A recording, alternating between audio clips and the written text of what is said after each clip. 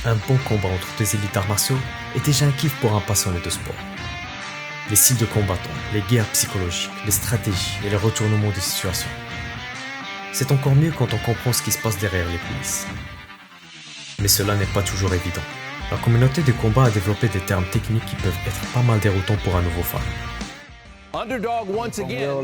Weight cutting is trying to wring as much. The number one pound for pound fighter in the Now world. going to put all of their pay-per-views on ESPN+. All. Pour cela, je vais vous présenter 5 termes techniques du monde du combat, très importants à connaître. Weight cut. Le poids joue un rôle très important en compétition de MMA. Le moindre kilo peut faire la différence et c'est d'ailleurs pourquoi il y a les catégories de poids. Ce phénomène a été parfaitement démontré en 2006, quand Wanderlei Silva, un champion du poids moyen, affronta Mirko Cro Cop, le champion des poids lourds, dans un final du tournoi Pride Grand Prix, qui était ouvert à toutes les catégories de poids. Et ce qui a abouti à un tabassage unidirectionnel. Cro Cop a torturé Silva pendant 5 minutes pour l'achever via head kick-off.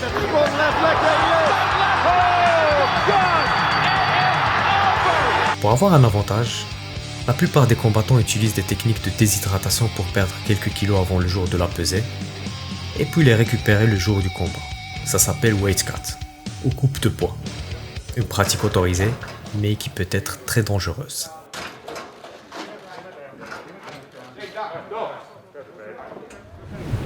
Pay-per-view. Vous vous êtes sûrement posé la question sur les différentes sources des revenus des organisations de MMA. Si on parle des leaders du business, il faut être sûr que le boss ne se plaint pas. Les ventes de tickets d'entrée, les publicités, les sponsors, les droits de distribution aux médias. Mais une grande majorité vient des pay-per-view, payés pour regarder. Si on prend l'UFC par exemple, parmi tous les événements qu'ils produisent durant l'année, ils en mettent environ 16 en tant qu'événements exclusifs en pay-per-view, généralement des cartes spéciales ou des combats pour le titre. Il suffit de payer un montant de 79,99€ pour pouvoir les regarder. Underdog. Underdog est le terme anciennement utilisé pour désigner le chien qui se fait rouler dessus dans un combat de chiens. Aujourd'hui, il est utilisé pour désigner le combattant qui est généralement censé perdre. Niveau pari, cela se traduit par gagner ou perdre de l'argent. Un combattant qui est annoncé à plus 300 underdog vous fera gagner 300€ pour 100€ pariés sur lui. Alors qu'un combattant annoncé à moins 300 favoris vous fera gagner que 100€ pour 300€ pariés. Les prédictions sur les combats ne se passent pas toujours comme prévu. Plusieurs fois dans l'histoire, même le plus grand des underdogs finit par gagner, choquer la planète et rendre quelques-uns très riches. Wow, the new UFC welterweight champion of the world. Hype.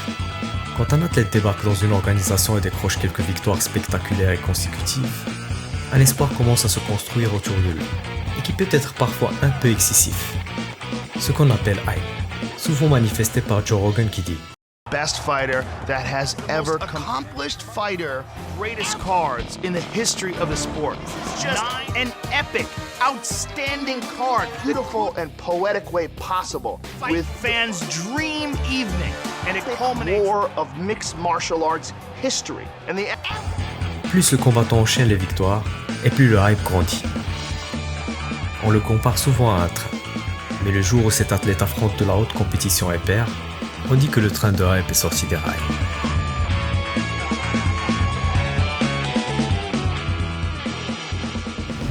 Pound for pound. Dans chaque organisation, il y a des catégories de poids. Du poids mouche au poids lourd. Mais les fans ont besoin de connaître qui est le meilleur de toutes ces catégories sans prendre en considération la notion du poids. Ne pouvant pas le prouver directement afin d'éviter une catastrophe, on a créé le classement Pound for Pound. Ce classement intercatégorie se base surtout sur des statistiques. Le niveau d'adversité affronté, les records battus ou la notoriété. Des critères qui restent toujours discutables. Ce classement est très important autant pour les combattants que pour les fans. Ouvrons les portes au débat les plus stériles où chaque fan défend son athlète préféré, comme si c'était des cartes Pokémon. N'oubliez pas de liker et laisser un commentaire, de vous abonner et activer la cloche si ce n'est pas déjà fait, et je vous retrouve très prochainement pour une nouvelle vidéo.